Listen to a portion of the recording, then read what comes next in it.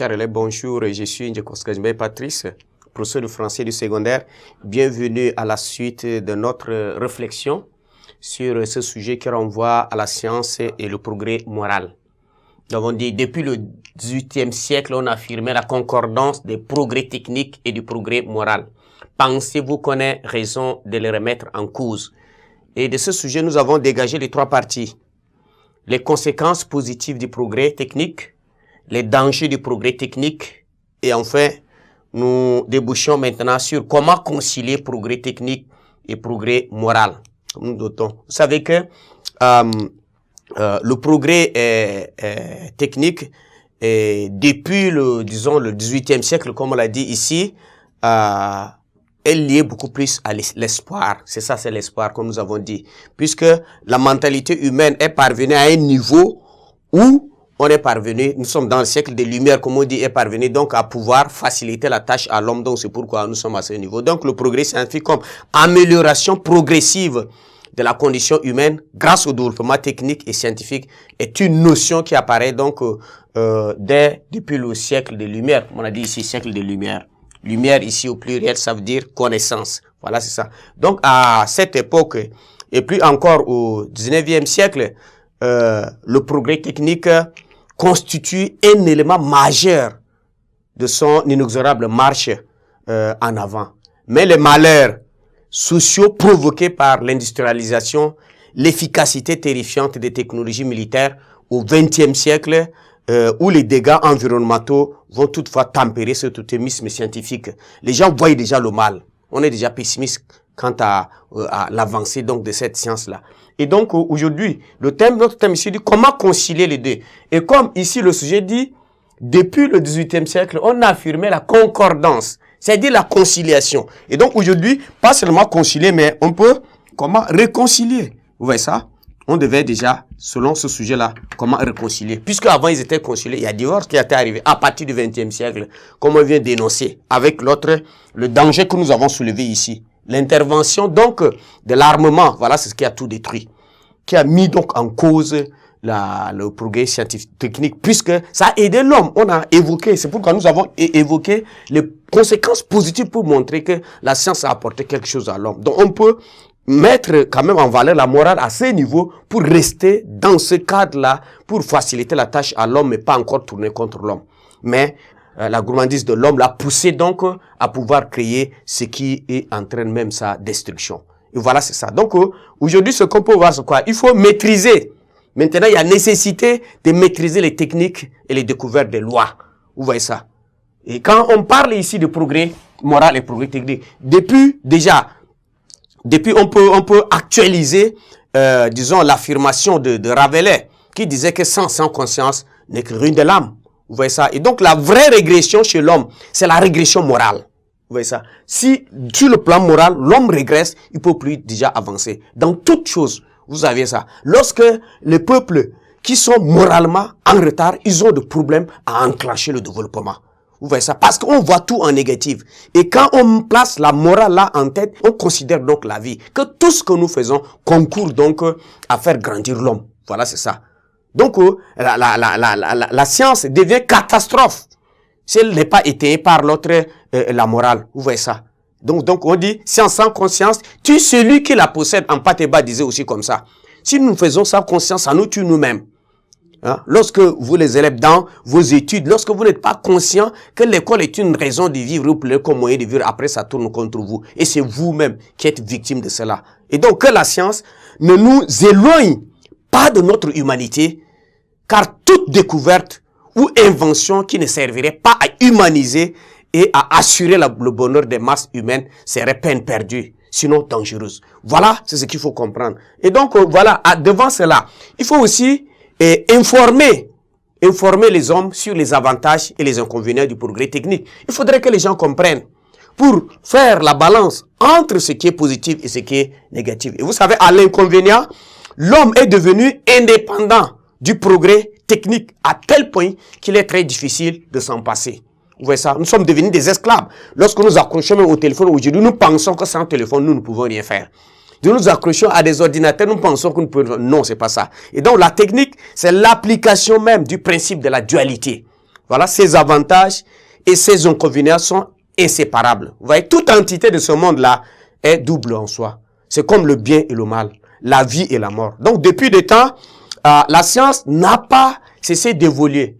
Et les hommes ne se lassent pas aussi de créer des machines pour faciliter la vie et créer des médicaments pour augmenter l'expérience de vie et bien d'autres encore. Et donc, comme concept économique, vous savez, le progrès technique définit un changement des méthodes de production.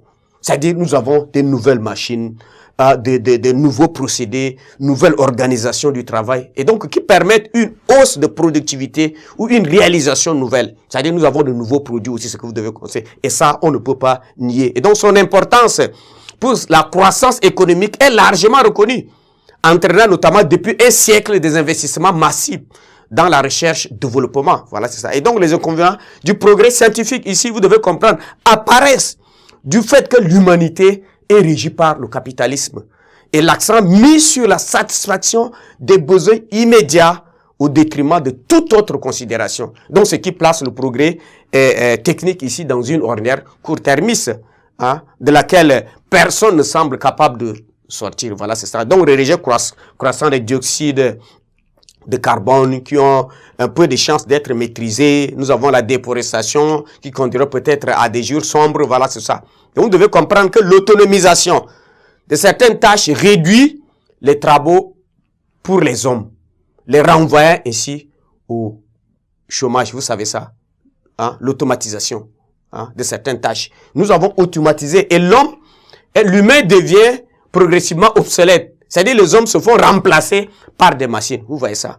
Et donc cela ne donne pas une force, une consistance à l'homme. Donc à un certain moment, nous sommes habitués à travailler avec les machines et sans machine, on ne peut pas. Vous les élèves aujourd'hui, pour faire petit calcul, vous ne pouvez pas le faire, vous utilisez la machine. Lorsqu'il n'y a pas la machine, vous ne retrouvez plus. Et voilà, donc nous sommes entrés encore dans la déshumanisation sans nous rendre compte. Et sur le plan de production alimentaire, nous pouvons voir que les engrais chimiques, hein, des engrais chimiques sont une excellente manière donc de produire de la nourriture plus rapidement et sans aucun ennui qui lié même aux insectes parce que les insectes ne vont pas dévorer. Mais cette solution-là contamine les eaux et nécessite encore autres techniques pour assainir les eaux. Voilà, c'est ça ce que vous devez comprendre, positif et négatif. Nous avons aussi une déshumanisation de relations humaines. La communication est sans frontières aujourd'hui, mais elle est gorgée par la cybercriminalité. Vous voyez combien de fois les gens passent par les réseaux sociaux pour faire du mal aux autres. Et pourtant, c'est un facteur de communion.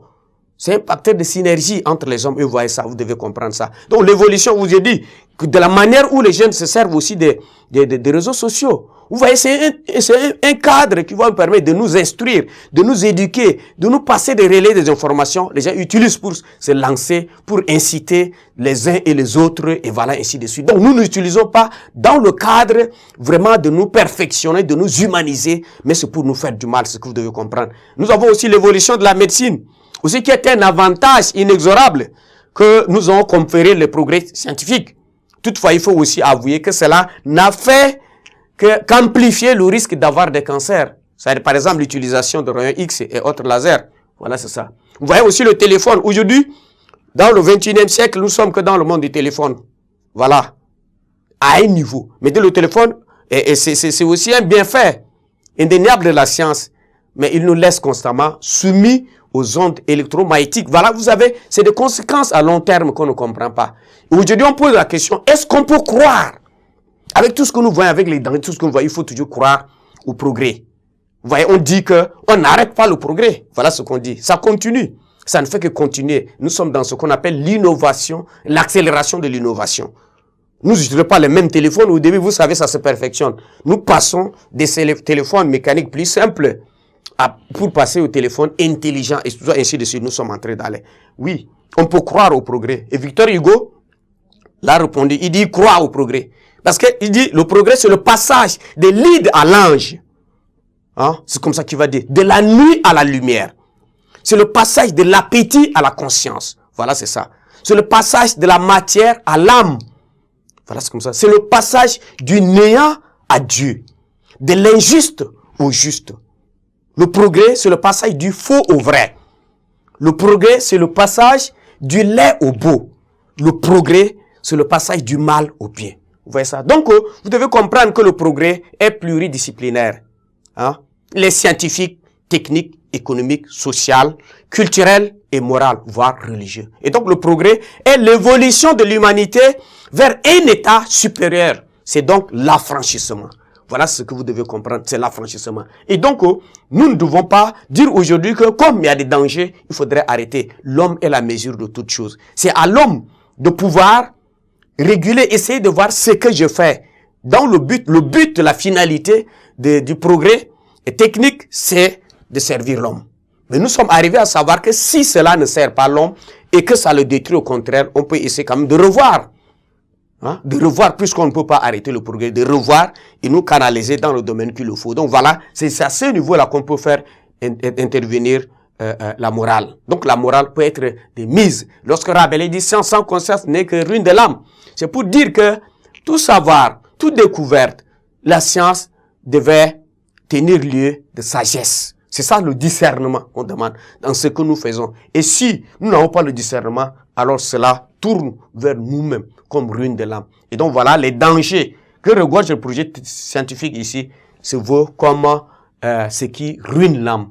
C'est une destruction en tant que telle. Donc voilà, chers élèves, c'est de cette manière que vous devez essayer quand même de le faire. Parce que vous devez avoir encore plusieurs éléments. C'est pas exhaustif. Vous savez bien, mais c'est des pistes de solutions, de réflexion que nous vous proposons. Et donc, à travers ça, on vous a mis un peu sur la ligne pour que vous essayez quand même de savoir qu'est-ce qu'on peut trouver de positif dans la science, quels sont les dangers, quels sont les avantages et les inconvénients, et comment passer au-delà des risques, au-delà des dangers, au-delà des inconvénients là, promouvoir ce qui est bon et puis placer la morale au devant pour pouvoir arriver. Puisqu'on dit que la science est l'évolution ou soit de la croissance vers l'humanité. Et donc, c'est l'humanisation de ce monde. Donc, il faudrait que le monde soit beaucoup plus humanisant. Il faudrait pas que l'être humain essaye, que tout ce qui vient de l'être humain tourne contre lui-même, mais que cela le porte vers le bien et vers le mal. Voilà, c'est ce que vous devez comprendre à ce niveau. Donc, on peut rester en contact pour, après, vous montrer comment introduire et comment conclure ce sujet. Donc voilà, ça c'est les idées et les exemples qu'on a ressortis ici. Et le problème posé, je reviens pour vous dire que le progrès technique implique-t-il le progrès moral? Voilà, c'est ce qui nous a permis donc de mener cette réflexion. Merci de votre attention.